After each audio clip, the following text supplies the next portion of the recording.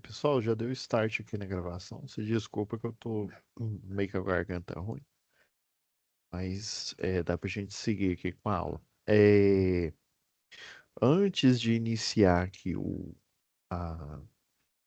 se não me engano, a atividade 1, tem um vídeo aqui do Senai, né, sobre o comportamento, né, sobre como lidar nas aulas EADs, né, muitos alunos aqui, não é o caso nosso, porque eu sempre travo o microfone e a câmera, né? Mas tem alguns cursos que a gente,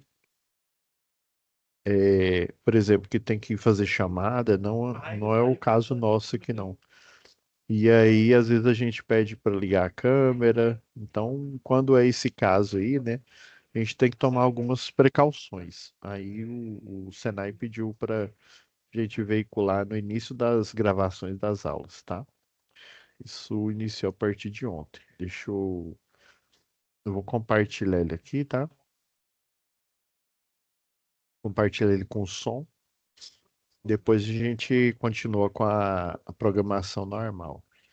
Ó, já incluí o som aqui para ele sair na gravação, tá? Eu pôr aqui.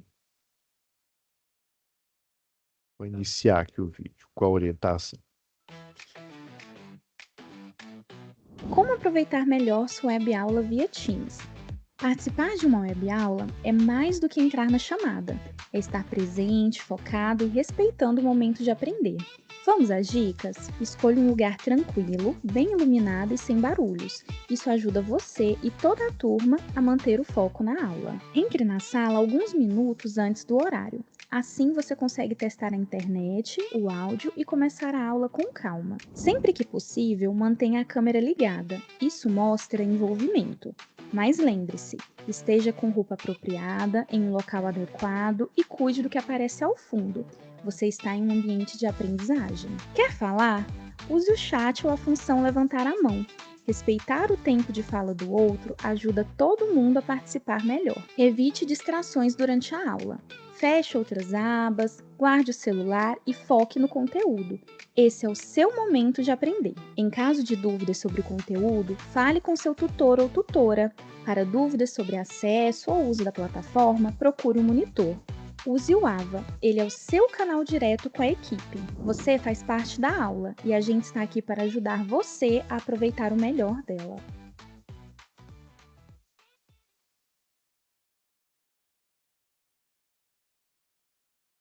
Essa foi a orientação, tá, pessoal?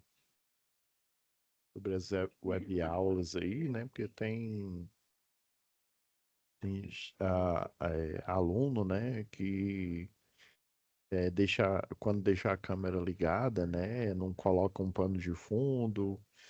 E aí, por estar em casa, né, a gente fica até mais à vontade, tá? Aí essas orientações a gente vai sempre vincular aí no início das gravações das nossas webaulas a partir de agora. Agora, deixa eu compartilhar nossa tela aqui.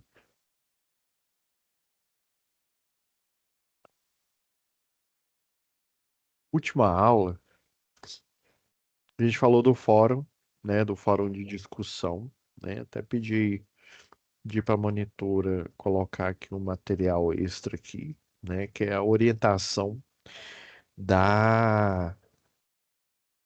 Quer ver? Ó, vamos lá para a situação de aprendizagem. Se eu não me engano, eu ainda não coloquei orientação aqui não. Mas lembrando, recapitulando aí da aula passada, pessoal, não precisa fazer o desenho aqui, porque às vezes ele sai. Essa tarefa ela é ideal para o presencial, até a gente está formulando.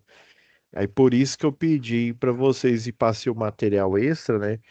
Que aí eu mudei a tarefa que é para a gente deduzir, né? Igual a gente fez na aula passada, deduzir o diagrama unifilar desse projeto aqui. Na verdade é só uma parte, né? A cozinha e o banheiro aqui, né? É só fazer o desenho do diagrama unifilar, tá bom? Não precisa Pois eu vou até postar. Eu achei até que eu já tinha colocado aqui. Orientação que eu sempre faço sobre como você deve proceder. Aí eu vou mostrar todos os esquemas possíveis, mas eu já adiantei, ele já está aí no material extra, tá?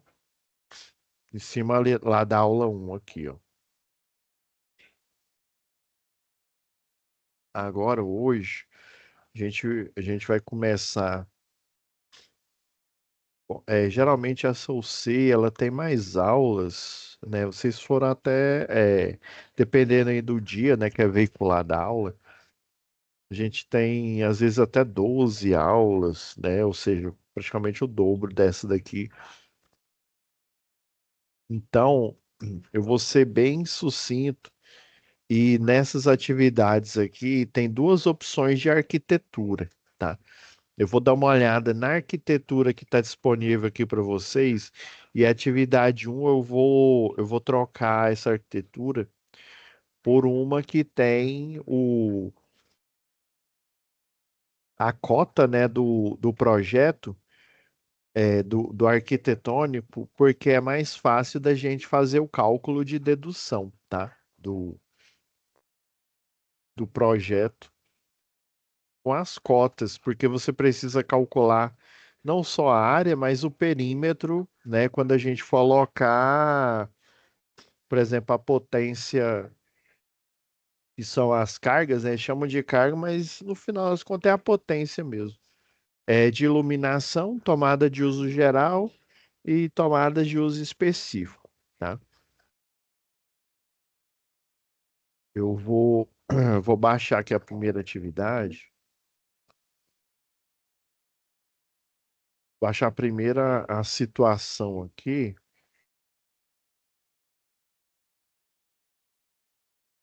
e as folhas da atividade. Eu vou trocar aqui, tá? Aproveitando que é o Jocildo aí, tá?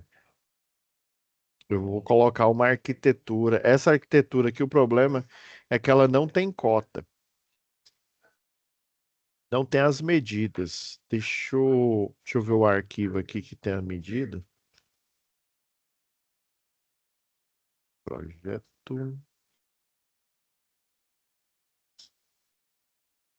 Eu vou colocar tanto a arquitetura um quanto a arquitetura 2. Esses dois arquivos aqui que você está vendo aqui, ó, Jucildo. Esse aqui, ó, planta arquitetônica um e planta arquitetônica 2. Aí eu coloquei aqui, ó, com cotas, né, e áreas. Você vai ver aqui. Deixa eu só fazer deixa eu tirar aqui o compartilhamento. Como já tem um arquivo aqui, eu consigo inserir um arquivo extra a parte dele.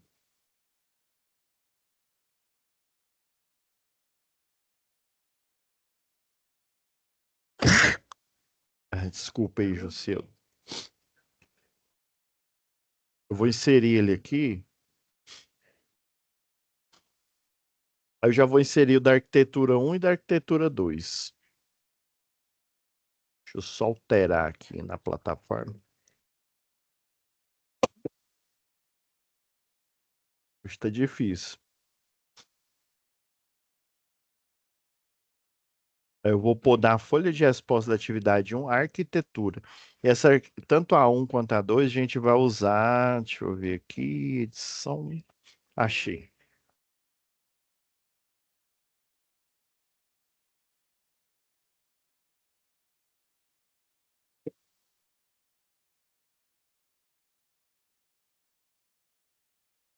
Agora deu certo aqui, o Josildo. Vou compartilhar novamente. Pra você entender aqui.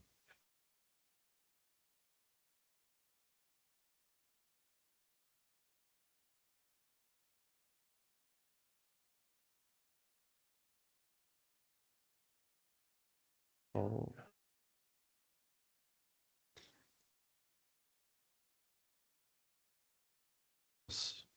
a plataforma aqui tá travando. Deixa eu só um minutinho aqui, José. sei porque que tá. Agora deu certo. Vou fazer a nossa pasta aqui, atividade.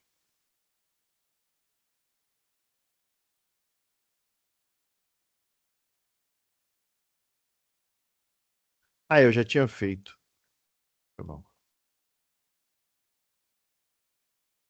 Agora, ó, você vai ver aqui, ó.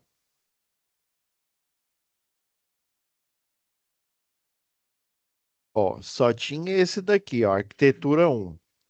Aí, como a atividade 3 já antecipando, né? Eu já coloquei não só a arquitetura um quanto a arquitetura 2, porque na atividade 3 ela pede para você fazer os dois. Como nós temos poucas aulas, aí o que que eu vou pedir? Ou você vai escolher arquitetura um ou arquitetura 2. O cálculo, ele é um pouco longo, então eu só vou fazer de uma arquitetura, tá? E no caso aqui, vamos escolher a um aqui, tá? Aí, ó, eu vou fazer o download de toda a pasta aqui, aí você vai entender.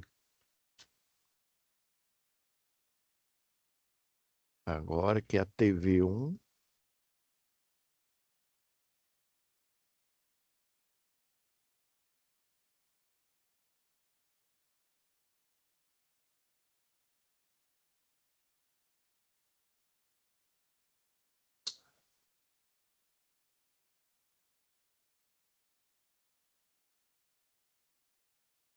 Aqui, vou extrair todos aqui. Ah, sim, tá certo. Eu até deixei aqui na pasta que tem uma orientação aqui.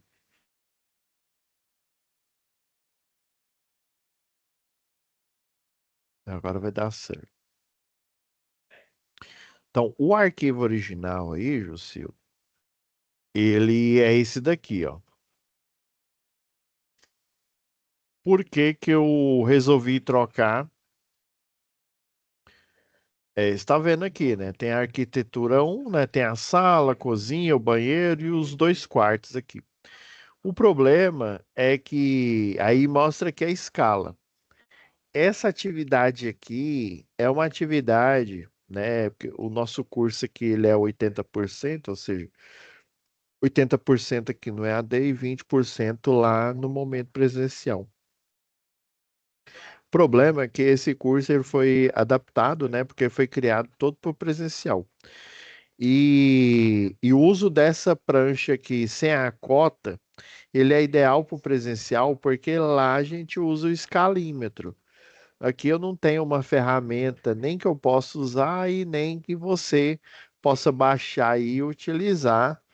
Então vai ficar inviável, sem o uso de um escalímetro, a gente deduzir. Aí tem a área, né? Dá para você deduzir os lados, mas de forma assim que torne a nossa atividade mais produtiva. Aí vocês não precisam usar essa arquitetura, tá? Você vai usar essa com cotas para atividade, ó. Essa daqui. É essa que tem. Deixa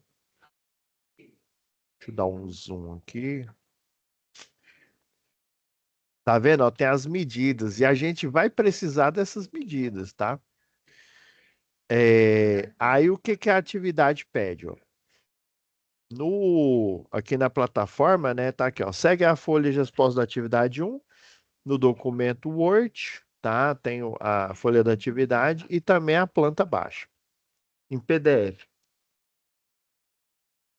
Observação, imprima a folha e lembre-se, é porque assim, é para o presencial, ela é ideal para o presencial. Para a gente conseguir fazer aqui no EAD, eu preciso fornecer as cotas para vocês. E vocês vão ver que é melhor assim, tá? Porque eu preciso que vocês entendam como que é o cálculo de alocação de carga de um cliente. que seria isso, alocação de carga? Vou explicar aqui antes da gente começar a fazer o cálculo. Ó. Aí fala, imprima, lembre-se que a escala é 1:50, esquece agora a escala, viu? Vamos focar no algoritmo, ou seja, na instrução da NBR 5410. Como que os projetistas eles conseguem dimensionar o, a alocação de carga tudo de uma mesma forma, né? É porque eles seguem uma mesma regra, o mesmo cálculo. Quando você faz um programa atualmente, né? Assim, quando eu falo atualmente, já tem muito tempo. Numa construtora, você não vai fazer esse projeto aqui, como se diz, o meu compromisso aqui com vocês né, eu sou aqui eu sou mais que um professor, sou um guia aqui para vocês, então eu não posso ficar contando meias verdades ou ficar mentindo. Você só vai fazer esse cálculo aqui para você aprender como é que o cálculo funciona, o porquê que aparece as cargas em volt ampere, tá?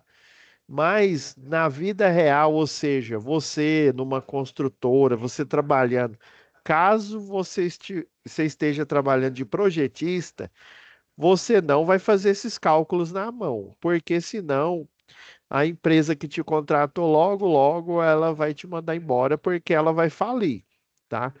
Esses cálculos são feitos, no começo era feito em planilha, né, no Excel. Depois o pessoal começou a programar aí. Eu não sei qual que foi o primeiro deles, mas tem um bem antigo aí, o AutoCAD Illumine. Inclusive, ele tem um software que chama QI-CAD. Esse QI-CAD é um software de desenho semelhante ao AutoCAD, só que essa empresa aí, né, a AutoQI, ela é inteligente. Ela fez esse AutoCAD com poucas ferramentas, só com a ferramenta suficiente para a gente fazer o desenho arquitetônico. Só que ele fez de uma forma que ele é compatível com o AutoCAD que a gente conhece, desde o AutoCAD 14, os mais antigos, até o atual, né? Que já, se eu não me engano, já até saiu 2026. Então ele é só para ele, por exemplo, quando você salva, você faz o desenho. Ele salva em DXF, é uma extensão, né, da Autodesk. E ele também, aí depois, quando você faz o desenho, ele funciona no programa em DXF. Depois você pode salvar ele como DWG, mandar para uma plotadora para você aprovar o projeto. E atualmente você não, nem imprime mais para aprovar. Atualmente a gente acessa uma página da concessionária, chama SICAP. Depois eu mostro para vocês essa página aí para você aprovar projeto predial, que é a matéria que a gente está fazendo agora, projeto industrial, projeto do sistema elétrico de potência. Então, nessa essa aprovação, ela é virtual, ela é totalmente virtual. Em vez de você pegar um arquivo AutoCAD, imprimir, colocar numa pasta suspensa e entregar lá na concessionária, o que que você vai fazer? Você vai entrar nesse cadastro, depois que você termina seu curso, você faz um cadastro lá na página do SICAP, falando que você, né, formou em engenharia elétrica, ou formou como eletrotécnico e que é o seu cadastro, que é como se fosse um e-mail, vamos dizer assim, né? Você tem o login e a senha, todo e qualquer projeto que você quiser aprovar na concessionária local, você vai fazer por esse site, pelo SICAP. Então, é uma aprovação, um protocolo virtual, né? Outras concessionárias provavelmente é do mesmo jeito. Eu me lembro ainda quando eu estava na faculdade, aqui, né, em Goiânia, aqui em Goiás, era no método antigo, e a primeira vez que eu vi que a aprovação virtual era na Eletropaulo. Hoje, a Eletropaulo era da Grande São Paulo, né? Ela era virtual, a aprovação. Uma concessionária Eu não me lembro o nome, uma lá do Rio Grande do Sul também era virtual. Só essas duas que eu conhecia que era virtual. Ou seja, em vez de você imprimir, você faz né, no AutoCAD ou no AutoCAD Illumine ou no Proelétrica, e aí você vai fazer uma impressão virtual em PDF. Na época era difícil porque por exemplo, o Word não tinha esse recurso, né? Hoje em dia o Word tem, né? O navegador, ó, igual eu abri aqui a prancha no navegador, né? Então a visualização em PDF está muito mais fácil. A gente faz no AutoCAD ou no AutoCAD Illumine, qualquer outro programa, faz a impressão virtual e esse arquivo você upa para o pessoal aprovar lá na concessionária o projeto. Então, esse mesmo algoritmo, ele é programado, a gente vai entender como que é essa instrução, ele é programado e colocado no Proelétrica, eu estou falando dos que eu lembro aqui de cabeça, no AutoCAD Illumine, no CAD Proj, pelo menos esses são os três principais aí que eu... Ah, e também tem o Revit, né, que é o módulo elétrica do Revit. O Revit, ele é um produto da Autodesk também, né?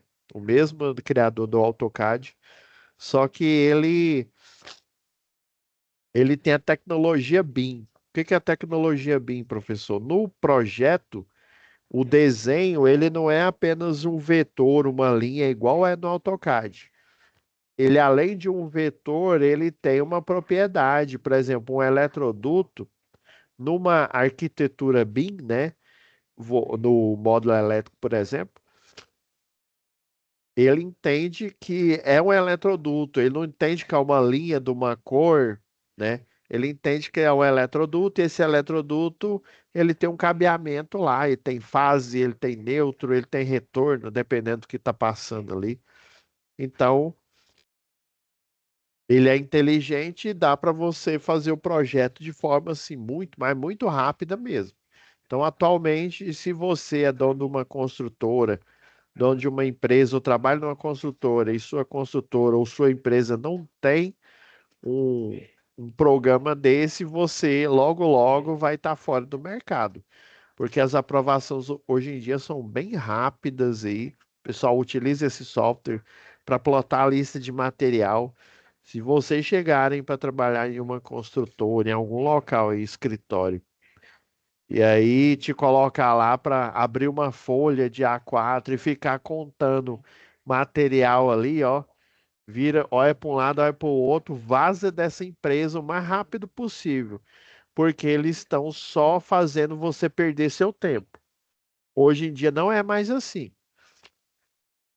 Ninguém faz lista de material na mão, lista de material é no programa, o programa ele já tem tudo, a metragem, ele considera o pé direito, né, que é a altura, ele considera as curvas de, sei lá, de 90 graus, 120, ele considera tudo e vai lá para o software, no arquivo que você quiser, no Word, no Excel, já fica pronto para o comprador, né? Numa construtora que eu já trabalhei aí, uma das que eu já trabalhei, que era grande, né? Nós tínhamos um comprador. A gente fazia o projeto, mandava o arquivo para ele, né? Pegava o arquivo de projeto, pedia lá lista de material. Ele gerava e perguntava: quer em Excel ou quer em Word? A gente plotava nos dois. Inclusive o memorial descritivo ele também é feito de forma automática, de forma rápida. Então, o objetivo aqui do curso é a gente entender como, o porquê desses cálculos, como que esses cálculos são, né, originados aí e como que é feito. Mas no dia a dia, se você estiver projetando, né, que às vezes você vai receber o projeto já pronto e você vai executar, por exemplo, ou você vai gerenciar uma equipe e falar, olha, instala esse projeto aqui. Você nem vai olhar para ele, você não sabe nem o que que tem no projeto. Então, dependendo, se você for projetista, você não vai fazer nada na mão, né? Você só vai fazer aqui para você entender como que o algoritmo é concebido, beleza? Então, vocês vão usar essa prancha ou a da arquitetura, é 2, tá? Eu vou fazer na arquitetura um. Vixe, até tá desenhado aqui, ó. Eu vou usar como base a arquitetura um, tá bom? Deixa eu fazer o arquivo de rascunho, tá? Que a gente precisa iniciar a alocação de carga. E lá na folha, pessoal, eu acredito que próxima aula eu consiga finalizar. Aí aqui, ó, ele pede, ele fala aqui, né? Você tem aqui um projeto, né? Desenvolver. Deixa eu ir na. Eu não abri a SAP. Abri aqui, preciso entender. Aí fala aqui da TAS Engenharia, né? Que ah, tá no mercado desde 2008. E aqui tem uma inconsistência, tá, pessoal? Porque ele fala de um projeto aqui que depois eu vou corrigir essa inconsistência. Aqui ele fala que o padrão de fornecimento é 220/127. E aqui no projeto, ele quer que você faça um 380/220. Ou seja, professor, qual tensão que eu faço? Faz nessa daqui, ó, da folha, ó. 220/380, né? Sempre quando você vê esse padrão aqui, deixa eu tirar a marcação do parágrafo. Lembra que a tensão menor é o monofásico e a tensão maior é o bifásico, não é trifásico, viu? Essa é uma das pegadinhas que a gente sempre cai no curso de eletrotécnica, no curso de tecnólogo e no curso de engenharia elétrica. É esse padrão. Por que que é? Não sei. Só sei, como diz o Chico lá, só sei que é assim. Monofásico é a menor tensão, bifásico. Não sei por que que eles não colocam a tensão trifásica aqui, tá? Inclusive a 13.8, a que você conhece da rede de distribuição, ela é uma tensão bifásica. Na verdade, a tensão da fase é 7.965. Poucos livros de eletrotécnica e de engenharia falam isso, viu? Você descobre no decorrer do curso, se o professor te falar. Ainda tem isso ainda. Então, assim, esse é um padrão que eles adotam. Ele só mostra atenção, por exemplo, igual uma vez, cliente que ele vendia motores, né? Aí ele, eu tenho um motor 380 trifásico aqui, né? Era para uma empresa aqui em Goiás, né? Eu falei, olha, não existe 380 trifásico. Ele existe sim. Há 50 anos eu vendo o motor. Eu falei, pois há 50 anos o senhor vende motor errado. Aí eu falei assim, desculpa me intrometer, mas qual que é a formação do senhor? Aí não tem formação não, eu sou vendedor, eu tenho o segundo grau completo. Eu falei, pois então, tá? Escuta o profissional aqui. Eu sou profissional, sou engenheiro eletricista, já tenho experiência e eu estou te dizendo que está errado. Não existe aqui 380 trifásico. O trifásico é 660, tá? Lembra que a gente fez a continha? Eu preciso desmistificar isso porque eu vejo todos os profissionais, do eletricista até engenheiro também, errando isso. Para de errar isso, pelo amor de Deus. Não passa vergonha em você mesmo e em mim também, né? Se você falar que é 380 trifásico aqui em Goiás, eu vou fingir que eu não sou seu professor, não, tá? 220 é a tensão monofásica, ó, lembra, o padrão é 220 é monofásico. Aí o que que você vai fazer para descobrir o bifásico?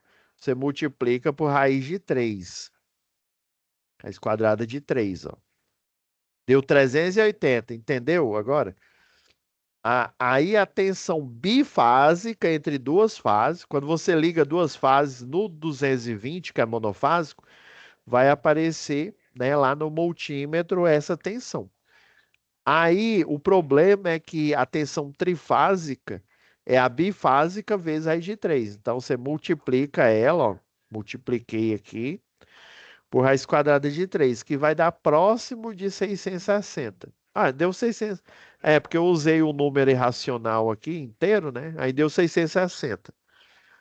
Então, pessoal, na verdade a tensão trifásica é 660.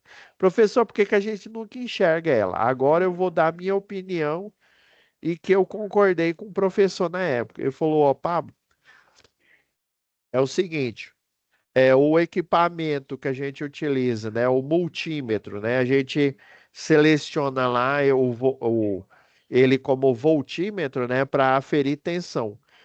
Quantas pontas de prova a gente utiliza para fazer essa medida? Duas, né? Duas. Só tá certo, professor. Ele falou assim, então é o seguinte, pá, por que que aparece só tensão monofásica e bifásica? Porque no trifásico não tem como a gente medir a tensão com duas pontas de prova, tá? É, você consegue medir com um equipamento chamado vatímetro. Aí existe o vatímetro a três pontas de prova, três terminais, e temos o vatímetro a quatro pontas. Só que ele tem três e às vezes, né, quatro, porque duas ele utiliza para verificar o que tem três pontas. Duas é para verificar a corrente elétrica e uma é para verificar a tensão, porque ele tem o ponto de terra dele, né? Para verificar a tensão, se você tem a outra ponta aterrada, você só precisa de uma ponta. Por exemplo, não estou falando para você fazer isso. Eu vi o professor fazendo isso lá no laboratório, né? Mas ele mesmo falou: ó, eu não aconselho vocês fazerem isso. Eu só estou fazendo porque eu sou profissional.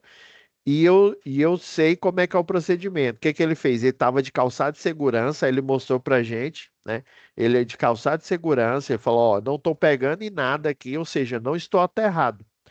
Aí ele colocou uma ponta de prova na tomada e ele segurou a outra com a mão, né? Sem a luva. Aí o que que aconteceu? Deu a leitura da tensão. Então, o vatímetro a três fios, um ele calcula a tensão e o outro ele calcula a corrente. E o a quatro fios, dá para você calcular tanto com duas sondas a tensão e as outras duas a corrente. Porque a corrente, a não ser que seja um alicate, né? A corrente ela tem que passar por dentro do equipamento. Então, no dia a dia, o multímetro, a gente só tem duas pontas de prova. Então, o que que a gente consegue ser um equipamento especial é fazer a medição com duas pontas de prova, ou seja, só é possível a gente medir uma fase apenas, né? Coloca uma ponta na fase e a outra no neutro, e a gente vê lá 220, por exemplo, que é essa tensão a mais baixa aqui. Se a gente colocar em duas fases, vai aparecer 380. Não tem como, com duas pontas de prova, a gente colocar em três fases. Aí foi por isso, aí assim ele me explicou. Aí depois de eu raciocinar, eu falei, o professor João, era o João de Oliveira, né? Ele trabalhava na concessionária, acho que hoje ele já está aposentado, na Celg, né? Na antiga Celg, e dá aula na Católica Federal, né? Em várias empresas. Aí eu falei assim, faz sentido. Agora eu entendi por que que aparece só a tensão monofásica e a bifásica. Porque o medidor lá, né, o multímetro só tem duas pontas. E ele não tem três pontas, que se tivesse três pontas, daria para a gente calcular, né, a tensão trifásica. Então é por esse motivo. E eu concordei com ele. E ele falou assim: ninguém me disse isso. Eu deduzi, né, pelos equipamentos. E realmente faz sentido. Então sempre, viu, vai aparecer a mono e a bifásica. Nunca aparece na configuração de um equipamento a tensão trifásica, por exemplo, tá? Aí o problema é que trifásico para o 127, se a gente fizer a mesma conta aqui, ó, e pega monofásico, né? O famoso 110, né? Multiplica por raiz quadrada de 3. Deu quanto, ó? praticamente 220, né? Por isso, pessoal, que eu falo que a tensão 110, né? Quando eu falo entre aspas, é porque tem muito fabricante. Oh, desculpa, gente. Hoje tá difícil mesmo. Por isso tem muito fabricante que coloca lá no manual 110, né? Os mais antigos aí. E na verdade não é 110, viu?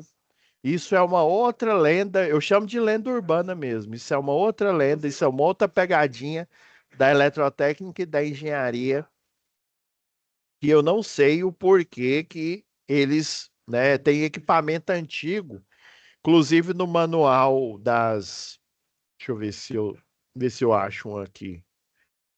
Ah, não, acho que tá na outra UC. Tá na de manutenção aqui, ó. Eu escaneei esse manual desse chuveiro aqui, ó. Só para vocês terem uma ideia aqui, ó. E ele é atual, ele tá corrigido. Ó. Tá vendo aqui a tensão, ele não coloca 110 igual é nos antigos. Tem muito equipamento que aparece 110. Rádio antigo da Motobras aparece 110. Mas na verdade não é 110, viu? É 127. Eu acredito que o pessoal chama 110 porque é a metade de 220, entendeu? Né? Isso é um erro, é um dos erros que acontece na área da elétrica.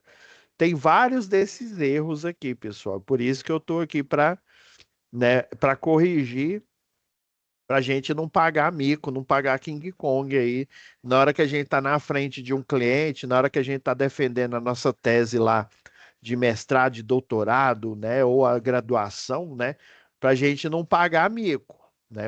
O profissional de verdade que conhece, ele sabe que é 127, não é 110, não, viu? Aí, ó, 127 vezes raiz de 3 dá 220, né? Que é a tensão bifásica, ou seja, duas fases. É sempre assim. O gerador, ele tá numa defasagem, cada fase, ela tá numa defasagem de 120 graus, tá? E aí, a raiz quadrada de 3 é porque o sistema é trifásico, viu? É, é por isso mesmo, né? Que dá aproximadamente 73%. Então, cada fase ali, né, se você acoplar duas, dá uma diferença de potencial, né, acrescida de 73% uma da outra. Então, o monofásico, ele tem um valor, né, fixo, que no caso aqui do 110, né, sempre eu vou falar 110, vou pôr entre aspas aqui, que é o 127, na verdade, o bifásico dele vai ter o potencial de 220, né? Por isso que muitos concessionárias de energia que têm a tensão 127, ela utiliza equipamentos no 220. Para você fazer isso, você coloca em duas fases. Aí é como se você estivesse usando o monofásico aqui em Goiás, né? Fase neutra não dá 220 aqui, onde é 127, fase A com fase B dá 220. Então você consegue utilizar um equipamento de 220 onde é 127. Agora você multiplicando, ó, esses 219 aqui, ó, por raiz de 3, aí sim você vai ter aproximadamente, né? Deu 381, mas é 380, né? Aproximadamente aí. Então, aí faz sentido eu falar que a tensão trifásica, onde é 127, ela é 380, viu?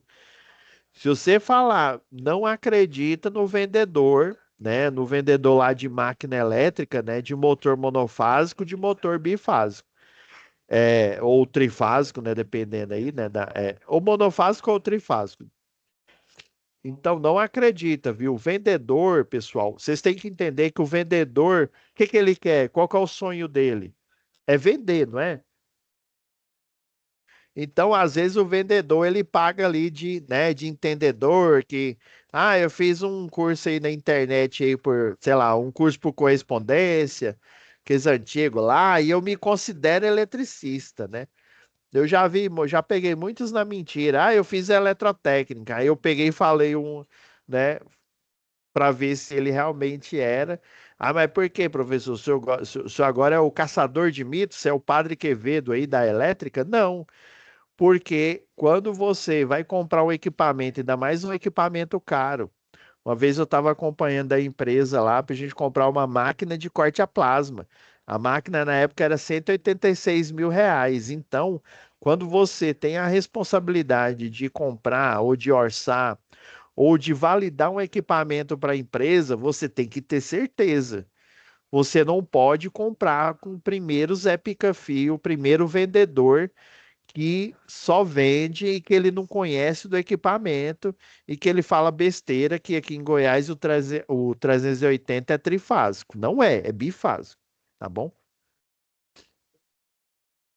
Outra coisa aí sobre projeto.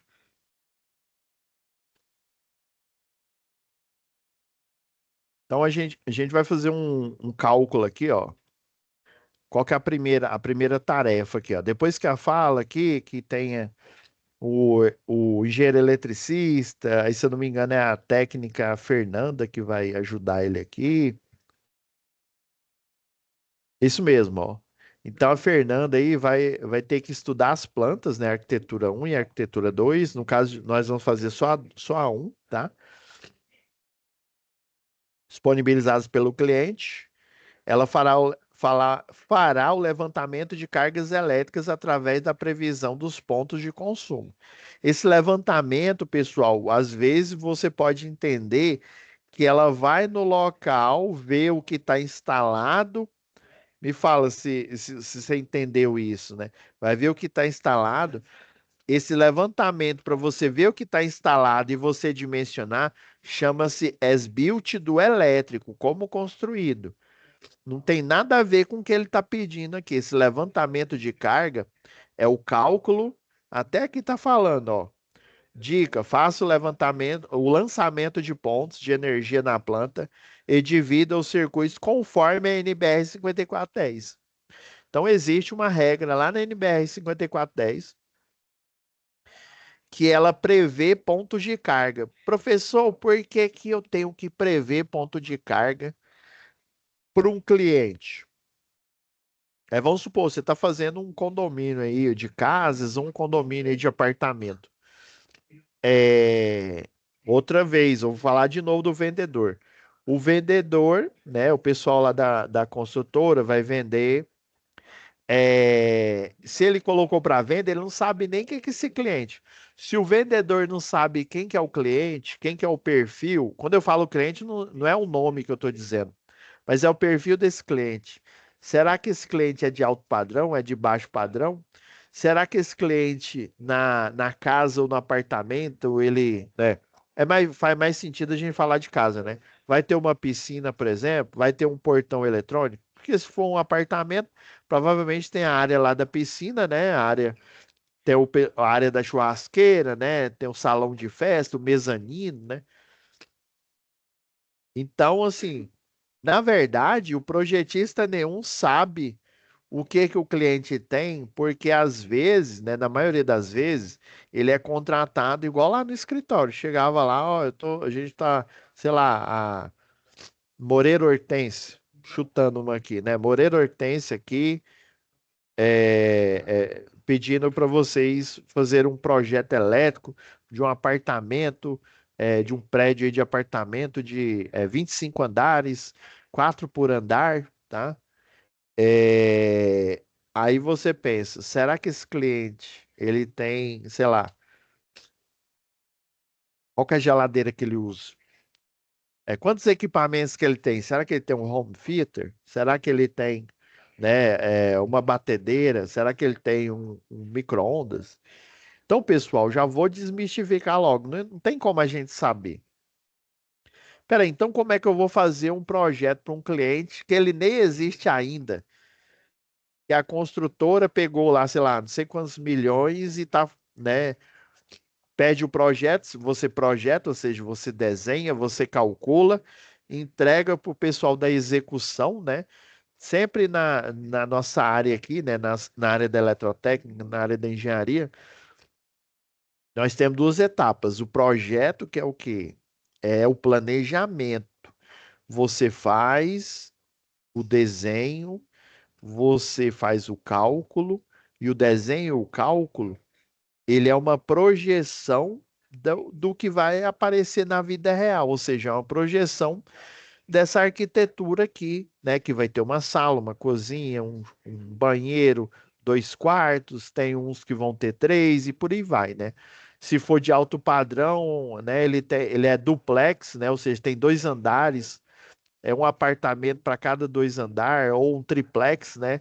Para cada três andares. Então depende do padrão. Então, nessa dúvida, é impossível a gente saber e fazer um cálculo assim assertivo para esse cliente.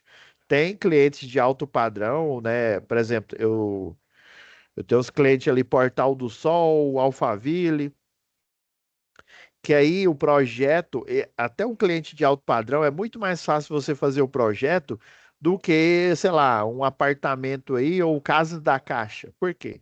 Casa da Caixa são casas genéricas, um prédio de apartamento, ele é genérico, né? Você não sabe, né, o que que esse cliente vai ter. Então, pensando nisso, pessoal, lembra que eu falei que a NBR 5410 e todas as outras NBR são cópia, ou seja, Ctrl+C, Ctrl+V de normas internacionais, ou seja, essa norma internacional é traduzida para o português, né, no caso do Brasil comprando. O Brasil inventou, né, criou a ABNT, né, Associação Brasileira de Normas Técnicas. Eu, na minha ingenuidade, na época, achava que era um laboratório, todo mundo de jaleco, né? Fazendo testes, né? Nada, Globo e você, nada a ver, tinha nada disso. Então a ABNT nada mais é que né, tem laboratório, mas só que não é o laboratório da ABNT. Você contrata um laboratório tipo o Inmetro, se você quiser fazer algum teste. Na verdade, a ABNT é uma associação que compra uma norma internacional. Ela pega, olha para a cara da norma, não, eu vou chamar essa norma aqui de 5410. E essa 5410 vai ser para instalação elétrica de baixa tensão. Já essa outra aqui, eu já gastei o 5410, essa outra aqui, eu vou chamar ela de 14039. Ela é para média tensão. É assim, essa que é a nossa Associação Brasileira de Norma Técnica. E, professor, você está falando mal dela. Eu estou falando a verdade. O meu compromisso com você é com conhecimento e com a verdade. Eu estou te entregando a verdade aqui. Doa quem doer. Então quer dizer que nada mais é uma cópia, né? Você pega e segue essas regras. Aí lembra que eu falei lá instalação elétrica predial, né? O I3E que é dono dessas normas, né? Ele é uma organização aí, se eu não me engano, acho que é governamental. Até a gente viu isso lá na primeira aula de instalação predial, tá? É, Aí lembrando que foi de faculdades, né? Centro acadêmico lá dos Estados Unidos aí que criou tudo que é relacionado à elétrica. Ok. Então, o que que eles pensaram? Né? Como não tem como eu saber, né? Eu não tenho uma bola de cristal para saber que aquele cliente, qual que é a carga ideal para ele sem eu errar, isso eu estou chutando e isso também com a ajuda do meu professor, né? Vocês vão ver que tem uma área que aparece muito, que é 6 metros quadrados. Eu estou chutando, meu professor também chutou a mesma coisa. É, o, Quando a gente usa o método científico, pessoal, geralmente a gente usa estatística. Eu estou chutando que essa área de 6 metros quadrados que a gente vai fazer o cálculo aqui, né? Preciso fazer essa aula introdutória aqui, porque senão eu mostro um monte de cálculo aqui e você, não, beleza. O cálculo é meio complicado, mas eu estou seguindo aqui o professor, estou fazendo, mas por que que esse cálculo? Como é que ele brotou, né? Então, essa área, né, eu vou mostrar ele aqui, antes da gente finalizar aqui a introdução.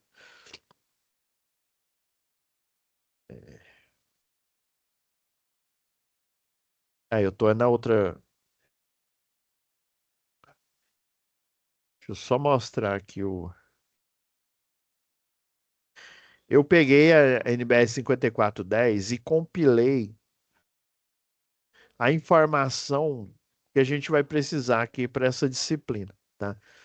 Então, ó, tá vendo aqui, ó, esse critério de previsão de carga, se a gente for olhar aqui na 5410, nós vamos achar muito texto e muito texto confuso.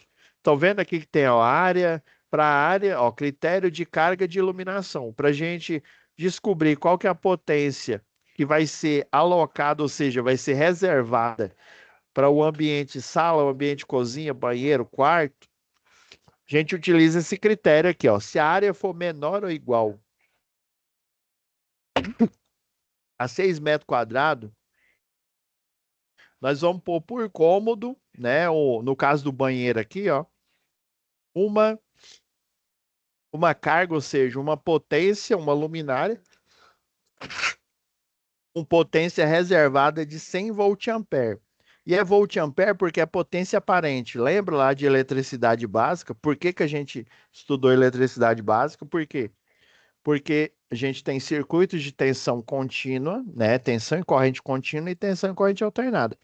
No caso, né, de uma residência, aí a gente utiliza o CEP, né, o sistema elétrico de potência, e a tensão, majoritariamente, seja baixa tensão, média, alta tensão, extra alta tensão, ultra alta, extra baixa tensão também, todas são em tensão alternada, viu?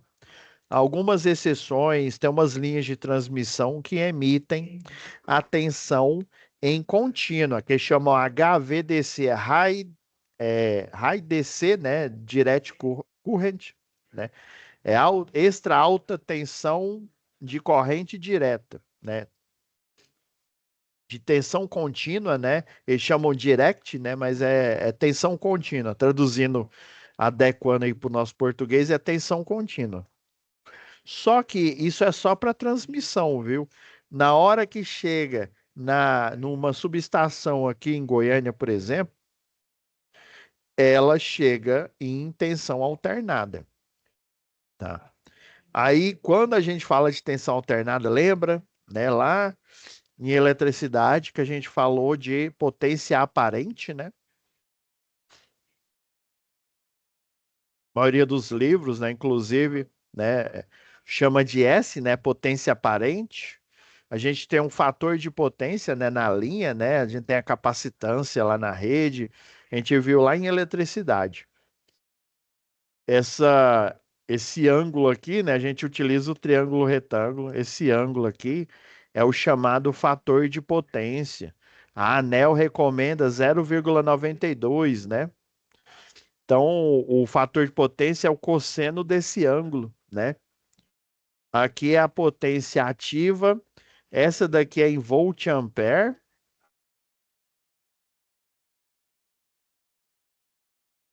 Aparente é em volt-ampere, a ativa que realiza trabalho é em watt, é o que a gente conheceu aí desde quando a gente fez lá o primeiro grau, o segundo grau, desculpa,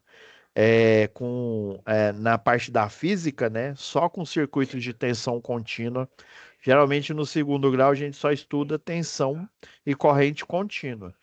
Tensão e corrente alternada é reservado só no curso de eletrotécnica, no eletricista industrial também, predial e no de engenharia elétrica, tá?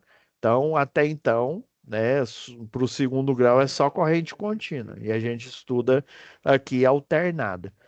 Aí por isso que a NBR, né, ela fala de carga alocada em volt-ampere, que é aparente. Ele já está pensando no fator de potência de 0,92, que dá aproximadamente 23 graus. Então, quanto menor é o grau, lembra lá de eletricidade? Quanto menor é o grau, maior é a eficiência desse sistema. Por quê? O ideal seria a potência aparente ser igual à potência que realiza trabalho, a potência útil aqui, tá? Então é por isso que ela aloca as cargas em volt-ampere. Circuitos de aquecimento, já dando spoiler, circuitos de aquecimento é o fator de potência ele é igual a 1, porque o problema de um circuito elétrico é o que? É o excesso de corrente, né? E excesso de corrente causa o que? O famoso efeito Joule, que é o efeito de aquecimento. Já para o equipamento que é dedicado a aquecimento, Então, esse aquecimento é vantagem, ele não é um problema, né? Então, por isso que utiliza a unidade de medida volt-ampere. E aqui, ó, essa área de 6 metros quadrados, vocês vão ver, a gente vai ver aqui no cálculo, né? Tanto para iluminação, esse aqui é o critério para tomadas de uso geral, viu? Tomada de uso específico, a gente olha para a potência do equipamento e já instala lá. A de uso geral, não, a gente tem que mensurar, né? Fazer uma estimativa. Na verdade, essa alocação de carga, tanto para iluminação quanto para tomada de uso geral, é uma estimativa. Ela é uma estatística disfarçada, tá? Então, esse algoritmo, ele é baseado em estatística, né? E é baseado, eu estou chutando que a maioria das residências, se essa norma é do I3E, que é, né, das faculdades lá dos Estados Unidos, eu estou chutando que o que que o pessoal, o que que eu faria, né, como engenheiro eletricista e como cientista também, para eu estimar uma carga de iluminação e de tomada, para eu, como se diz, fazer um chute calculado, né? Eu uso estatística e aí eu pego as residências, né, e calculo. É, eu pego todas as arquiteturas das residências que tem lá nos Estados Unidos. Se fosse aqui no Brasil, eu pegaria aqui do Brasil, né? Aqui no Brasil nós temos o quê? Barracão, nós temos casa, né? É kitnet, né? Que na verdade é um barracão gourmet, né? O kitnet. O estúdio, né? Quando é rico, o pessoal chama de estúdio, né? Ah, estou vendendo um estúdio lá nos Hamptons. Não. Estúdio nada mais é do que um apartamento com um quarto, quarto, sala e cozinha misturada. É coisa de rico, né? Mas na verdade, né, nós aqui, cidadão aqui, nós que não somos ricos, na verdade o estudo ele é o kitnet dos ricos, tá? É o barracão dos ricos. Então, se eu fosse usar o método científico, eu pegaria todas as áreas, né, de cozinha, sala, banheiro, de quarto que existe, né? Existe uma memória de cálculo, né? E faria uma média. Eu acredito que essa média das áreas das cozinhas, das salas, né, dos quartos, dos banheiros, né, de todas as dependências que geralmente existe numa casa, né? Uma certeza que a gente tem que uma casa tem sala, que ela tem cozinha, que ela tem banheiro e que ela tem quarto. A gente pode não saber o poder aquisitivo e quantos equipamentos que esse cidadão tem. Mas uma coisa a gente sabe, é certa. Tem sala, tem cozinha, tem banheiro e tem quarto. Então, o que que eu faria para usar o método científico? Eu faria a média das áreas, né? Tem uma, ó, por exemplo, essa cozinha tem 8,55 metros. De uma outra residência, sei lá, tem 6 metros. E por aí vai, né? Cozinhas de locais maiores, né? De residências aí mais chiques, são maiores. Então, pegando essa média, eu acredito que essa média, essa estatística deu, né, um desvio padrão, sei lá, 1 metro para mais, 1 metro para menos, né? Tô chutando aqui, viu? É chutódromo puro, mas é um chute calculado, ou seja, a gente pensando no método científico. Eu acredito que a média deu 6 metros quadrados. Por isso que esse número mágico, né? Porque eu poderia muito bem, né, falar lá Moisés, né? Pegar e chutar um número. Aí não seria o método científico, seria o método chutativo, né? Seria uma coisa de chute, né? Então isso não é ciência, isso não é eletrotécnica, isso não é engenharia, isso não é nada. Agora, e usar estatística, fazer uma média aritmética, uma média ponderada, né? Usando pesos, né? Usando, vamos supor, eu utilizo um peso para residências, né? Residências de alto padrão, um peso para residências de baixo padrão, para kitnet, e assim eu chego no número. Aí por isso que existe esse número na norma aí de 6 metros quadrados. É isso que os projetistas usam para se, né, para basear no cálculo, e é isso que os algoritmos dos programas, né, do Proelétrica, do Alto QI utilizam, tá bom? Então, eu sei que a aula foi longa, não deu nem para a gente fazer o primeiro cálculo aqui, mas eu precisava fazer essa introdução porque eu preciso urgente, é que a gente entenda, né? Mais vale uma aula, você assistir uma aula que você entende o que eu estou falando, um raciocínio lógico, a gente siga uma linha lógica, né? Um estratagema, né? Uma linha lógica, do que eu ficar mostrando fórmula. Ah, você vai fazer essa conta. Mas por que, professor? Faz. Faz porque eu aprendi isso na faculdade e eu estou mostrando para vocês. Isso não é ensinar, tá? Ensinar, existe um método pedagógico, né? Sei lá, Piaget, Peter Drucker, né? Ensinar é outra coisa. Ensinar é a gente utilizar a lógica aqui para vocês entenderem, né? Entenderem, não é eu jogar 1 quilo de fórmula para vocês e pedir para vocês fazer esse cálculo. Tranquilo? Então é isso. Já vou fechar aqui, pessoal, que já até abriu uma outra aula minha.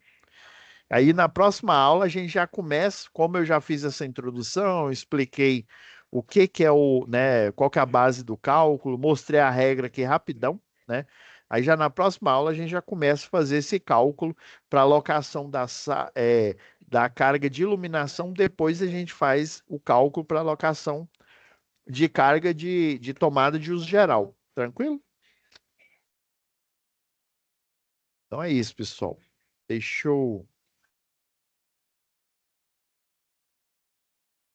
Só um minutinho. Beleza, Flávio?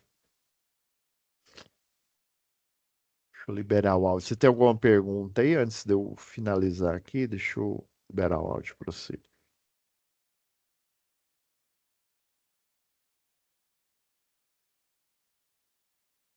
Ó, tá liberado aí. Tem alguma pergunta, alguma dúvida?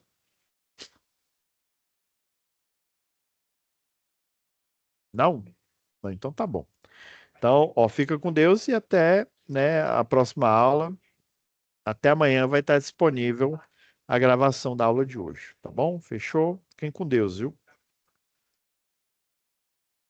Parar aqui a gravação.